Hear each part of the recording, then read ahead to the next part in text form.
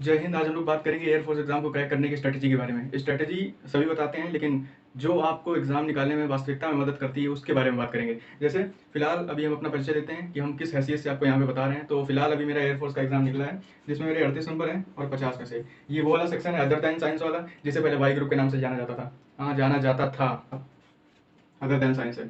ठीक है, इसमें इंग्लिश में अगर आप एयरफोर्स की तैयारी कर रहे हैं और अगर आपको ये भी नहीं पता है कि इसका एग्जाम पैटर्न क्या है और इसमें कौन सी चीज़ कितने नंबर की पूछी जा रही है, तो आप एयरफोर्स की तैयारी करना बंद कर दीजिए। आप घर में जाके कुछ और कर सकते हैं। तो इंग्लिश इंग्लिश में मेरा स्कोर है 16.25 20 में से। और उसके साथ साथ में क्या होता है, रागा रागा रागा रागा में आती है अर्थमेटिक, रीजनिंग और जीएस और करंट अफेयर्स, वही जीएस का पार्ट है। रागा रागा में कितना है, 21.75, कितने में से, 30 में से।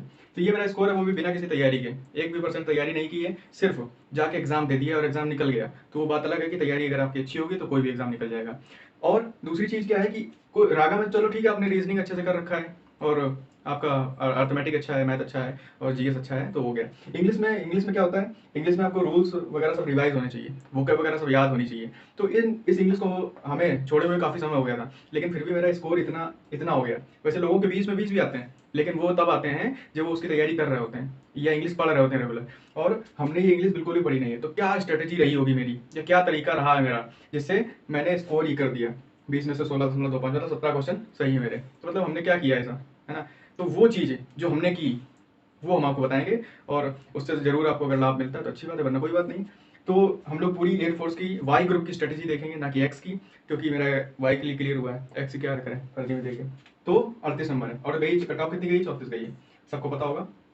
अगर आपको इन सारी चीज़ों के बारे में ज्ञान नहीं है तो फिर आप इनका ज्ञान कर सकते हैं, गूगल पे जाके सर्च कर सकते हैं सारी चीज़। एयरफोर्स की अगर आप तैयारी कर रहे हैं तो एयरफोर्स से रिलेटेड हर एक चीज़ की जानकारी आप कर लें तो ज़्यादा अच्छा है। तो उससे पैसन दिखता है ना, यहाँ you really want to join Indian air force. तो ये चीज़ है। तो अब हम लोग बात करेंगे अपनी स्ट्रेटेजी के बारे में। तो सबसे पहले आप जब किसी भी एग्जाम में उतरने जा रहे हैं तो आपको सबसे पहले उसका सिलेबस पता होना चाहिए। तो सबसे पहले जो फर्स्ट स्टेप है वो क्या है, नो योर सिलेबस। ये वीडियो स्पेशली उन बच्चों के लिए है जो कि 12th के बाद में एयरफोर्स की तैयारी करना चाहते हैं। तो first of all, know your syllabus. आपको अपना सिलेबस पता होना चाहिए, आपको उंगलियों में होना चाहिए, आपकी उंगलियों पे, कि रीजनिंग में कौन कौन से टॉपिक आते हैं, जीएस में कौन कौन से टॉपिक आते हैं, अर्थमेटिक में कौन कौन से टॉपिक आते हैं, इंग्लिश में कहाँ कहाँ से क्वेश्चन बनते हैं और कौन कौन से टॉपिक आते हैं। ये सारी चीज़ें आपको क्लियर होनी चाहिए। तो वो किसमें आपको पता चलेगा, नो योर सिलेबस। आप किसी भी यूट्यूब चैनल पर जाके एयरफोर्स का सिलेबस देख सकते हैं, वाई का और एक्स का, जिसका भी आप कर रहे हैं। फिलहाल हम लोग बात करेंगे वाई की। नो योर सिलेबस, सिलेबस को अच्छे से जान लो, एकदम बारीकी से जान लो। उसके बाद में दूसरी चीज़ क्या है, कंप्लीट योर सिलेबस। एक बार आप अपना सिलेबस कंप्लीट कर लो। जैसे आपको पता चल गया ये सिलेबस है, फिर किसी टीचर से, जहाँ से भी आपको अच्छा लगता हो, जो टीचर आपको अच्छा लगता हो, वहाँ से आप क्या करो, अपना सिलेबस पूरा कंप्लीट कर लो। एक बार जब पूरा सिलेबस कंप्लीट हो जाएगा, फिर आप आएंगे तीसरी स्टेप पे, जो कि सबसे महत्वपूर्ण है, जो है प्रैक्टिस। और प्रैक्टिस कहाँ से, ये नहीं कि बुक उठा के कर रहे हैं, वो अच्छी बुक वाली प्रैक्टिस अच्छी है कि बुक से प्रैक्टिस आप कर रहे हैं, वो करना है, लेकिन साथ में उसमें आपको एक चीज़ और ऐड करनी है, वो है मॉक टेस्ट। मॉक टेस्ट जितने भी बच्चों के या जितने भी लोगों के एग्जाम निकले हैं वास्तविकता में, उसमें शायद 60% जो रोल रहा है वो किसका रहा है, मॉक टेस्ट का। बल्कि हम तो इसको ज़्यादा वैल्यू देते हैं मॉक टेस्ट को। अगर आपकी तैयारी थोड़ी भी कम है तो आप अगर रोज मॉक टेस्ट देते हैं, रोज तो नहीं दे सकते हैं आप लोग, लेकिन हाँ, अगर आप ज़्यादातर मॉक देते हैं तो क्या होगा, आधी तैयारी आपकी उसकी पूरी होती चली जाएगी। क्योंकि जो क्वेश्चन आपको नहीं आएगा तो मॉक से आप उसका सोल्यूशन देखेंगे और वो चीज़ आपकी क्लियर होती चली जाएगी, अगर आप सीरियस हैं और मॉक को सही से एनालाइज कर रहे हैं और सही से उसका सोल्यूशन देख रहे हैं तो। वरना तो कुछ नहीं, पढ़ने से होगा भाई, खुद से पढ़ना पड़ेगा, है ना। पढ़ना खुद से पड़ेगा, स्ट्रेटेजी चाहे जो बता दें, पढ़ना खुद है। तो चलो, ये सारी चीज़ें हो गई, नो योर सिलेबस, दूसरी चीज़ कंप्लीट योर सिलेबस, और तीसरी चीज़ प्रैक्टिस। प्रैक्टिस करनी बुक से भी और साथ साथ में ऑनलाइन मॉक टेस्ट से। ऑनलाइन मॉक टेस्ट से क्या होता है कि हमें अपना लेवल पता चलता है कि हम कहाँ पर हैं, और जो अन्य जो तैयारी कर रहे हैं वो कहाँ पे हैं। जब आप मॉक टेस्ट में अपनी रैंक देखेंगे तो उससे आपको पता चलेगा, अरे यार पता नहीं कितने बच्चे हमसे आगे हैं, हम अपने क्लास में 30 मार्क कहाँ थे, अरे भाई हम ही हैं। लेकिन वहाँ पे ऑनलाइन जब मॉक देंगे तो आपको असली कंपटीशन का लेवल पता चलेगा। तो ऑनलाइन मॉक बहुत जरूरी है आपकी प्रैक्टिस के लिए, है ना। और एग्जाम जैसा फील एयर फोर्स स्ट्रेटजी में हम लोगों ने ओवरव्यू ले लिया है कि क्या क्या पढ़ना है, किस तरह से पढ़ना है। अभी हम लोग सब्जेक्ट वाइज चलते हैं। तो इंग्लिश का तोड़, इंग्लिश में 20/20 लाना है, इंग्लिश में 20/20 लाना है। और एयरफोर्स में अंग्रेजी में 20 में 20 नंबर लाना कोई बड़ी बात नहीं है, एकदम ईजी टास्क है, एकदम हलवा हलवा चीज़ है जिसे बोल सकते हैं हम लोग देसी भाषा में। तो एकदम हलवा है, और उस हलवा को कैसे पकाना है वो हम लोग सीखेंगे इसमें। जैसे मेरी तैयारी इंग्लिश की बिल्कुल नहीं थी, पता नहीं कितने महीनों से इंग्लिश पढ़ी नहीं थी, लेकिन क्या एक मेरी स्ट्रेटेजी रही, या क्या एक मेरी चीज़ रही, या क्या जादुई चीज़ थी जिसने मेरा इंग्लिश में अच्छा स्कोर करवा दिया। तो सबसे पहले तो हम लोग कुछ समझ लेते हैं इंग्लिश के बारे में। सबसे पहले समझते हैं वोकैब। जब जब हम तैयारी कर रहे थे तो एक मेरा दोस्त था, वो बोलता था भाई vocab, antonym, synonym, idiom, phrase, चार चीज़ें मेन होती हैं। तो उसने कहा यार वोकैब तो अथाह है, मतलब उसका कोई अंत है नहीं, कहाँ से आ जाए। हमने कहा बात तो सही है यार, वोकैब तो 4 नंबर की गई। कहता हाँ गई। फिर उसने कहा 4 नंबर का पैसेज आता है, उसका टाइटल जो होता है, जो टाइटल देना होता है कि what is the suitable title of the passage. तो कहता है यार टाइटल पता नहीं उसमें ऑथर ने क्या सोच रखा, हमने क्या सोच रखा है। तो वो भी 1 नंबर गए, हमने कहा सही 5 नंबर गए। फिर उसने कहा यार कभी कभी पैसेज में क्या होता है, कोई मीनिंग पूछ लेता है, उसका अर्थ पूछ लेता है, तो वो पता नहीं क्या उल जुलूल हो, वो भी गया। हमने कहा हाँ वो भी गया, 6 नंबर गए यार हम लोगों के। फिर उसने बोला कि यार फिल इन द ब्लैंक्स आते हैं, है ना, और फिक्स्ड प्रीपोजिशन भी पूछ लेता है कभी कभी, है ना। तो कि सरप्राइज के साथ बताओ कौन सी प्रीपोजिशन लगेगी, ये तो आसान है। लेकिन कोई बोलता है कि यार कहीं पूछ ली कुछ, है ना, जो हम लोगों को नहीं याद, मतलब याद होगी, तो यार एक वो भी नंबर गया।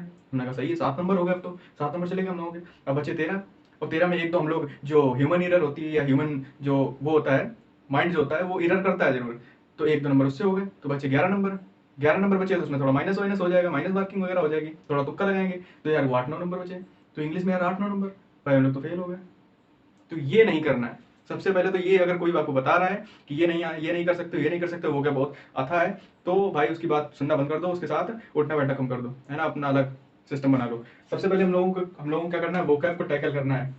वोकैब वोकैब बिल्कुल आसान चीज़ है भाई, एकदम आसान चीज़ है, बस थोड़ी सी मेहनत मांगती है ना। अगर आपने मेहनत कर ली तो फिर आराम से हो जाएगा। तो वोकैब में क्या होता है, एंटोनिम, सिनोनिम, एंटोसिनोनिम एंड ईडियम और वन वर्ड सब्स्टिट्यूशन, ये 4 चीज़ें।